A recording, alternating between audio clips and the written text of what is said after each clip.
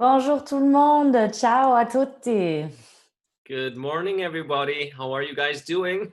How are you doing, Leah? How much sleep did I'm you get? I'm doing really, really well. Thank you for asking, Rob. Well, I got enough sleep, I must say, because I didn't hack through the night. But I guess many of you who are watching right now maybe need a kick of energy. And I think it's important to think about how to set the mood right for the day in the mornings. So maybe think about just go for a stretch or go for a run or something, anything where you can get some energy out. Start moving your body, maybe put on some music and yeah, look for your favorite song so you get really the right tone for the morning.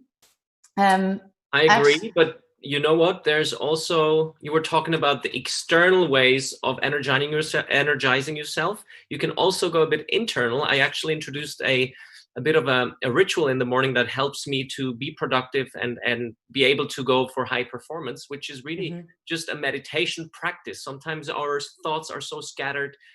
We are scattered. So I just switch off my phone and go into a meditation mode for 10-15 minutes.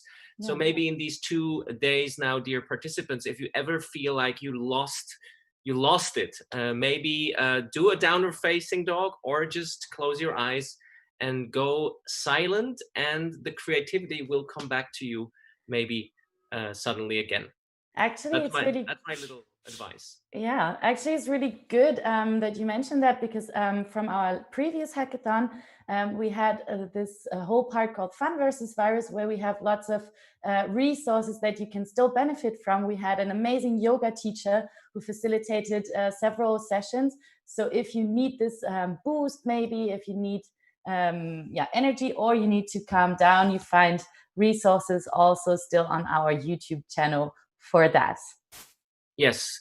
Now, quickly heads up, we have Zoom, basically the platform which we are using here for communication.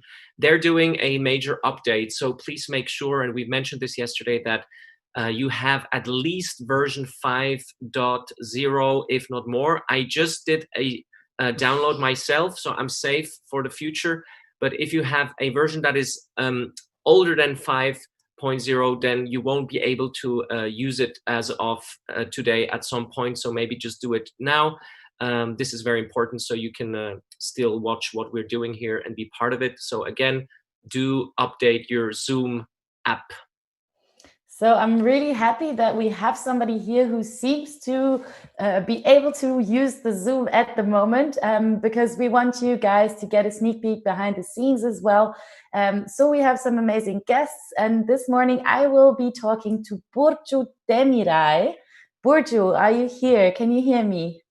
Yes, I can. Hello. Good morning, Burcu. Morning. So, how is it going for you? I see you look a bit tired, but you're still smiling. So, how are you? How is it going? I'm feeling good. I'm very excited. Looking forward to the experience again a second time because our team did the first hackathon Mhm. 2 months ago, and we love the experience. I think we're addicted, so we're back with a lot of energy. Okay. So, what's your project? I already know it's called Old School, but can you tell us something about it? So Old School is a distance learning platform for Mhm. seniors, specifically 65 plus, who have different levels of digital skills. So the platform will include academic courses, for example, from the Seniors University, hobby courses, health-related courses, research participation as well in citizen science projects, as well as some socializing opportunities for seniors. Okay. And Mhm. your background is gerontology, right? Or you're a gerontopsychologist. I read that. That's quite a difficult term, but it means you're researching on elderly people, right? Exactly, that's my research focus. I work Hmm. with seniors and cognitive aging with a focus on healthy aging. So, how can we enhance the process of aging in a graceful way, basically? And I think Old School fits perfectly with my research program. Yeah. So they already have this expert as you on board, but who else is on your team? Do you have a diverse background? Exactly. We are now a team of 6 people. Our technical lead is an e-learning expert. He's been in this business for the past 20 years. Oh, wow. And other team members have expertise on business development and strategy, organizational psychology, citizen science. So we also have an academic and research background. And yeah, I think and also we have a sustainability expert, again, with expertise on fundraising and business development. We lack a marketing person, though. Yeah, I was gonna ask. So, do you have everybody you need, or is it still possible to join you? More or less, yeah. We are using this weekend's opportunity to also network and talk to people and see who we might interact with, maybe, yeah, in relation to these gaps that we have. A marketing person would be nice to talk to, definitely. A usability expert, maybe, to do user testing. Yeah, so we are very open to talking to people. Cool. And I hear that you're also already part of the incubation program. Yeah. You joined that after the previous hack. So can you tell us a bit of your experience in the incubation program? Yeah, we really like the program. We are online every Friday, and we are in a small group of 4 teams, and we update each other about our progress of the prior week, and then we tell each other about what we plan to do for the upcoming week, and we ask each other questions. We give each other feedback, and whenever I have a disturbing question in my mind, I ask everyone there, and it's really, really helpful. They direct us to resources, to some people. I think it's a great opportunity to get support, basically, and to push the project forward, because you're in this structured program, and you have to do your homework every week. So show people also that you're making progress. So we are very happy to be on board. That's great. Well, we will be telling you more about the incubation later tonight. But Burcu, since you are such an expert now on hackathons or incubation programs, can you tell us maybe a takeaway or a tip for those who are new here, how they can make the best of this experience? Oh, the hackathon experience. Yes. They should not sleep. They should use these 48 or even more hours to make as much progress as possible. You know, our project really came to life during the first hackathon. So it's a 2-month-old project. Actually, my life since then has been a hackathon. So I've been in this hackathon for the past 2 months, really just pushing. And yeah, I would really advise the teams to use this as an opportunity to make something concrete. I think there are a lot of resources that they can use here. So I'm very happy I did it, and it's becoming real, and the project is really rolling out, and I'm just super, super excited about it. Wow, that's great. But you have to tell us how you managed to do that. You know? I mean, I think I'm in love with the idea. That's one. And the second thing is, I was very lucky to form an amazing team. So during the hackathon, I reached out to many people, talked to many people, and at the end, the core team just happened to be everything worked for some reason. We really clicked, and I've never seen most of these people in my life. You know, I just see them on Zoom every day. But it's this magic. It happened. So I think it's really about the idea and the team. So team building is the most important thing, I believe. So I would advise people to talk to many people and get to know each other, work together to know each other better, and then see if team spirit works. I think team matters for a project to be successful. Okay, great. I love that. Well, maybe how many coffees have you had? Can you, do you still have blood in your veins or only a coffee now? No, I don't drink that much coffee, to be honest. Okay. Well, Yeah. then you have to give us the magic tip later on. Okay, I don't thank know. you so much. Yeah. It's just the Thank you. enthusiasm that keeps you pushing. I That's great. yes, and the great team. Yeah. So thank you so much for the invitation. Thanks. Thank you, Burcu, for joining us. It's really inspirational to see your energy here. So have a Thank great you. day, have a great hack, and see you later on. Okay, thanks. Ciao. So Rob, Well, you also have a was great guest. yes, that was really interesting to hear, especially her excitement, and I think it's due to the lack of sleep she's having. You know how it is when you don't sleep, you're like a little bit tipsy almost. But that's really nice to see. And yes, I would like to welcome a gentleman. His name is Andreas Kiriaku. Andreas, can you hear me? Are you there? Yes, of course. Hi, everyone. Welcome. You are a knowledge management consultant and business analyst, and you're also the president of a Swiss NGO. And here you are a very important man. You are a mentor. I think originally you were positioned as a trustable data mentor, but the topics have maybe changed. Maybe you can tell us, first of all, how are you during this hack? It started yesterday at 6 p.m. Did you get any sleep? Are you working hard? For mentors, it's probably an early phase. So I guess if we have to work around the clock, it will be from today on till yesterday. I guess most projects were still very much, at least those that didn't start off at the first hackathon, in a very early storming phase. So they were picking down their ideas. And I guess questions for mentors will start popping up soon. As you said, initially, I wanted to primarily coach trustworthy data projects. Mm-hmm. Sadly, they didn't seem to have formed big enough groups, so people wandered off elsewhere. So what I started to do, and maybe that's something that now as a second time mentor, I can recommend to the newbies, reach out for the projects. There's not only new mentors, but also, of course, also loads of new participants. Some might not yet be very familiar how the discussions on Slack work. So what are the rolling? As a mentor, I think one has to go and seek projects that one could probably contribute to.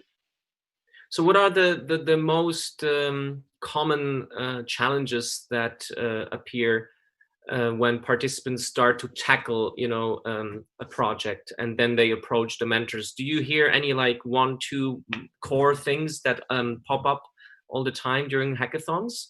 One thing from the last hackathon I could probably say is that one difficulty projects tend to face is they see a real world problem and have an idea how maybe it can be resolved, but they don't necessarily have an insight on what is actually already being done. So last time round, quite a few saw all the difficulties that the public health office had with their data, and came up with very sensible ideas how to digitize the process.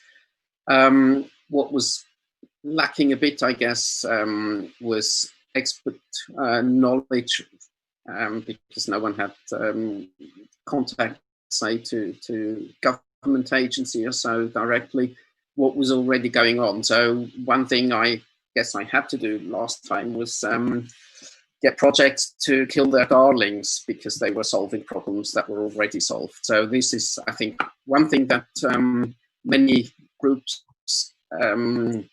have to find out in an early phase.